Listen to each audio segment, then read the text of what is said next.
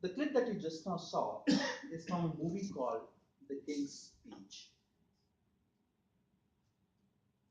You could see the protagonist of this movie stammers, stutters, and stops in the mid of the word.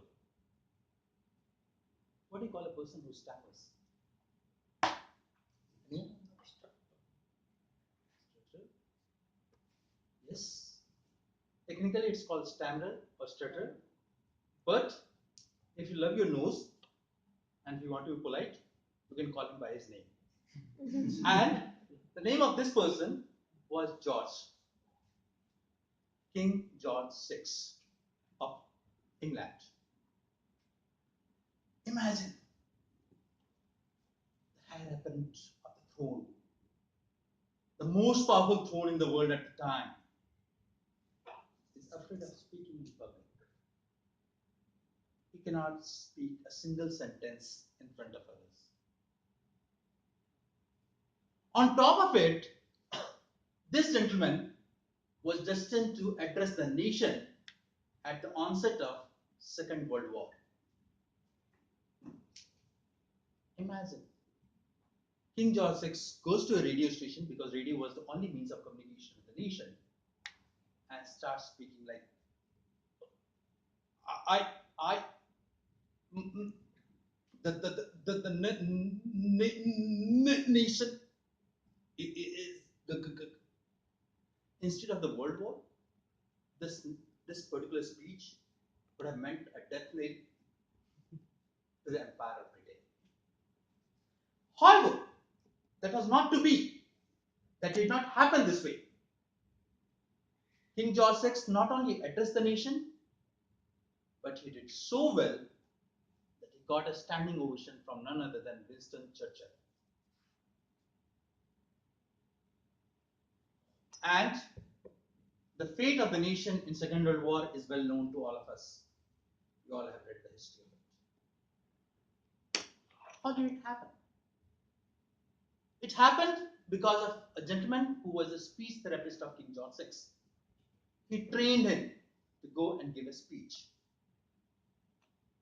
And the speech moved the nation, which makes 2 points very clear. First,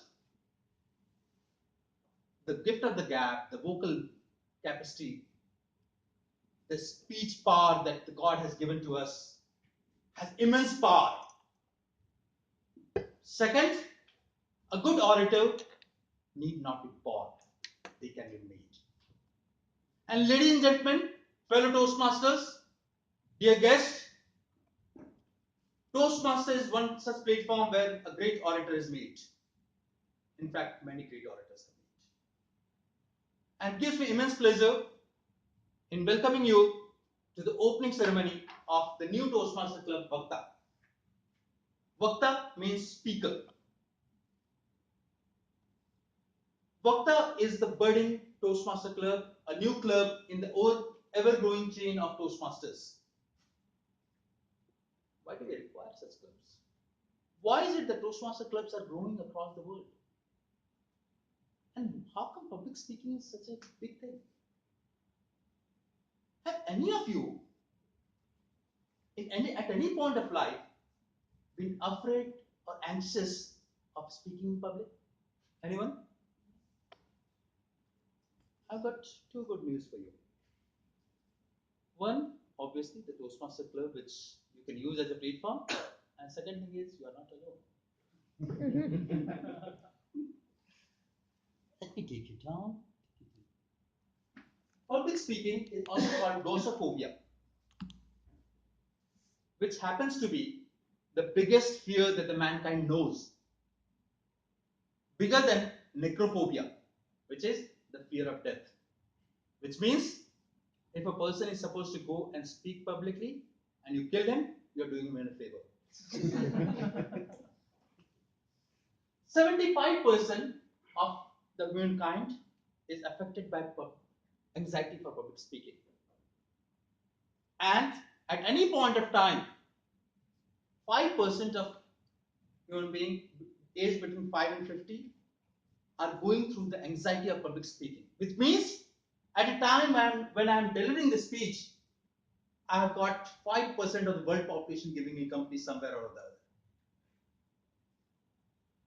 And anxiety or fear of public speaking is one thing which unites men and women alike. At certain time, Mars and Venus think alike. Both of them are equally afraid of public speaking. However, it has been observed that more men than women work towards public speaking anxiety. The only lesson that I got is probably because women grow up to become a wife and men grow up to become a husband, and wife get a good platform in the house, and husband need some other platform. Not joking. I have heard of some Toastmasters who come to Toastmaster Club and state that the reason I am very regular in Toastmasters is because I get 1 hour where I can speak whatever comes to me in my mind. Because I'm an asset. Having said that, the good thing is this fear can be overcome. We just had an example of King George VI, who overcame this fear, who gave a good speech, and if a king with his royal ego can learn public speaking from a speech therapist, the mere mortal being like you and me definitely can. All we need is a platform, an aura, where we can express ourselves. We can bring out the public speaker in ourselves to the forum. What do you think? Is public speaking an art or a science? Anyone? Is it an art or a science? Good that you agree. Generally, it is considered that public speaking is an art. Yes, it is. But in order to learn public speaking, in order to master this art, what you need is a scientific approach.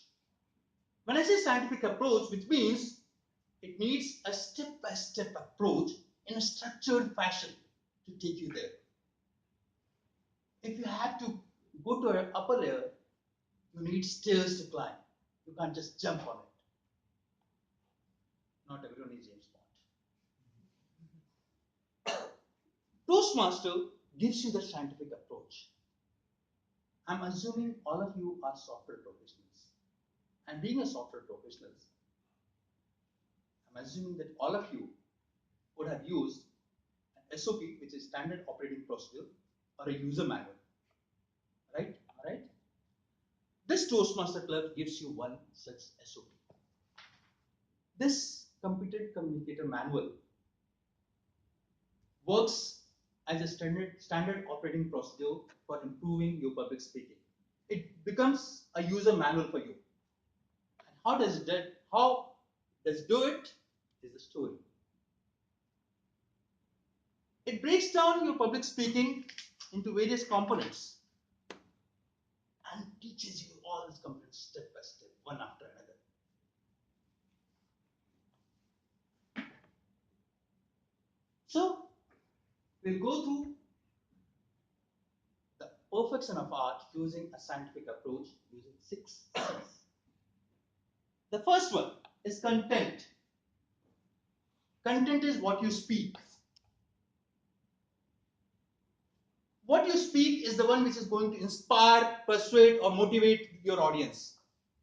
They're going to take away what you spoke. So, in order to do that, research your topic well. If there are so many people listening to you, you better be prepared. That preparation will give you that confidence. And keep your topic, keep your content relevant to mass. Imagine if someone comes here and gives a lecture on medieval history. How many of you will be able to relate to it? So when you are giving a speech, choose your content which is relevant